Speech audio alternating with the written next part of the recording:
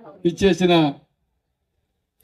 నాయకులు అందరికీ, అలాగే బీజేపీ, జనసేన, తెలుగుదేశం కూటమి సభ్యులందరికీ కూడా నేను హృదయపూర్వకంగా మా కమిటీ తరఫున నమస్కారాలు తెలియజేసుకుంటున్నాను.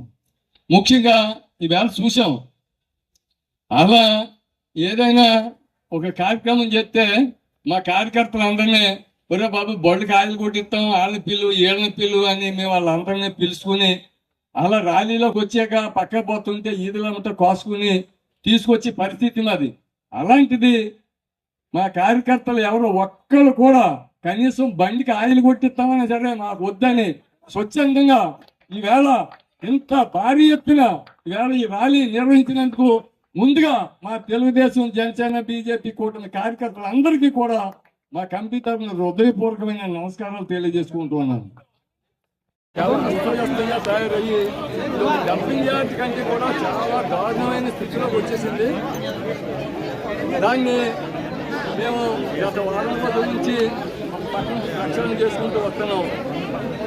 మేము భవిష్యత్తులో మాకు ప్రభుత్వం ఎంతకాలం అయితే మాకు ఈ పదవులు ఇస్తుందో అంతకాలం కూడా ఈ మార్కెట్ యార్డ్ని అభివృద్ధి పదంలో నడిపిస్తూ ఇటు రైతులకు కానీ అటు వినియోగదారులకు కానీ అన్ని రకాల సౌకర్యాలు కల్పిస్తూ ఈ మార్కెట్ యార్డ్ని ముందుకు తీసుకెళ్తాం.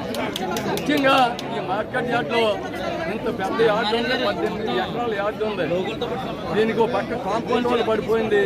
ఇప్పుడు ఆ కాంపౌండ్ వాళ్ళు ఇమీడియట్గా నిర్మాణం చేసుకోవాలి.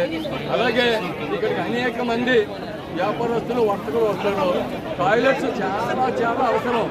ఇక్కడ ఈ 4 ఏరియాల్లో 4 పక్కల కూడా టాయిలెట్స్, కొంచెం అన్ని సౌకర్యాలతో కూడిన టాయిలెట్స్ మేము ఫస్ట్ ప్రయారిటీలో నిర్మాణం చేస్తాం.